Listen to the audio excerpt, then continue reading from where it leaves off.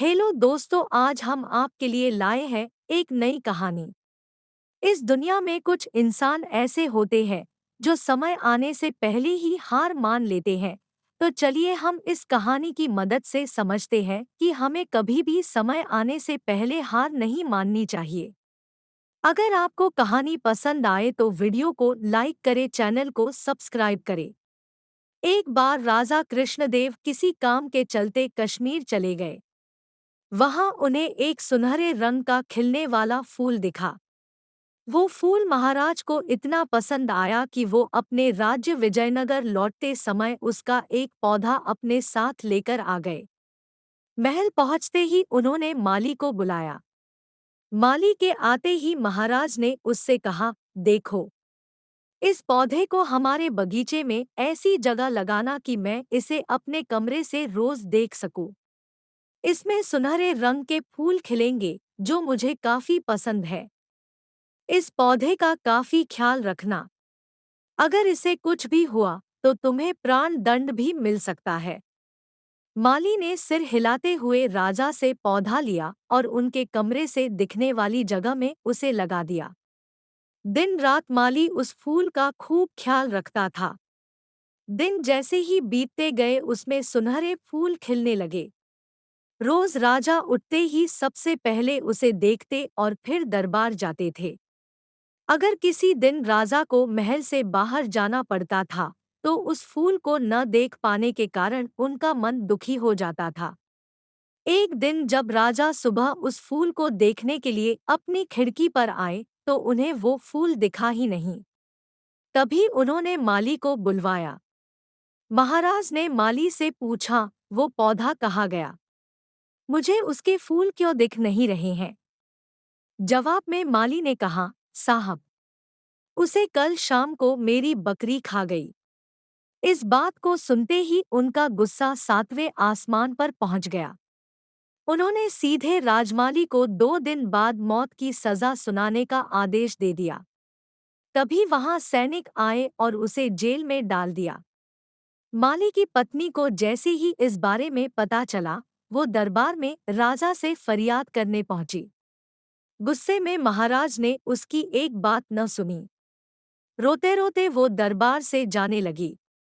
तभी एक व्यक्ति ने उसे तेनालीराम से मिलने की सलाह दी। रोते हुए माली की पत्नी ने तेनालीराम को अपने पति को मिली मौत की सजा और उस सुनहरे फूल के बारे में बताया। उसकी सारी बात सुनकर तेनालीराम ने उसे समझा बुझाकर घर भेज दिया।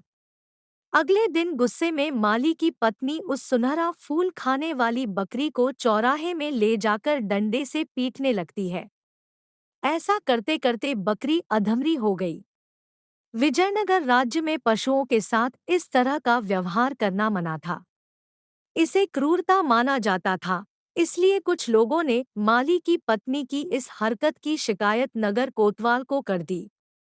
सारा मामला जानने के बाद नगर कोतवाल के सिपाहियों को पता चला कि यह सब माली को मिले दंड की वजह से वो गुस्से में कर रही है। यह जानते ही सिपाही इस मामले को दरबार में लेकर गए। महाराज कृष्णराज ने पूछा कि तुम एक जानवर के साथ इतना बुरा व्यवहार कैसे कर सकती हो? ऐसी बकरी जिसके कारण मेरा पूरा घर उजड़ने वाला है। मैं विधवा होने वाली हूँ और मेरे बच्चे अनाथ होने वाले हैं। उस बकरी के साथ कैसा व्यवहार करूं? महाराज माली की पत्नी ने जवाब दिया। राजा कृष्णराज ने कहा, तुम्हारी बात का मतलब मैं समझ नहीं पाया। ये बेजुबान जानवर तुम्हारा घर कैसे उजाड़ सकता है? उसने बताया, साहब, ये वही बकरी है जिसने आपके सुनहरे पौधे को खा लिया था। इसकी वजह से आपने मेरे पति को मौत की सजा सुना दी है। गलती तो इस बकरी की थी, लेकिन सजा मेरे पति को मिल रही है। सजा असल में इस बकरी को मिलनी चाहिए, इसलिए मैं इसे डंडे से पीट रही थी। अब महाराज को यह बात समझ आई कि गलती माली की नहीं, बल्कि बकरी की थी। यह समझते ही उन्होंने माली की पत्नी से पूछा कि तुम्हारे पास इतनी बुद्धि कैसे आई कि इस तरह से मेरी गलती के बारे में समझा सको? उसने कहा कि महाराज, मुझे रोने के अलावा कुछ भी नहीं सूझ रहा था। यह सब मुझे पंडित तेनालीराम जी ने समझाया। एक बार फिर राजा कृष्णराय को तेनालीराम पर गर्व महसूस हुआ और उन्होंने कहा कि तेनालीराम, तुमने मुझे एक बार फिर बड़ी गलती करने से रोक दिया। यह कहते ही महाराज ने माली का मृत्यु दंड का फैसला वापस लेते हुए उसे जेल से रिहा करने का आदेश दिया। साथ ही तेनालीराम को उनकी बुद्धि के लिए 50,000 स्वर्ण मुद्राएं उपहार के रूप में दी।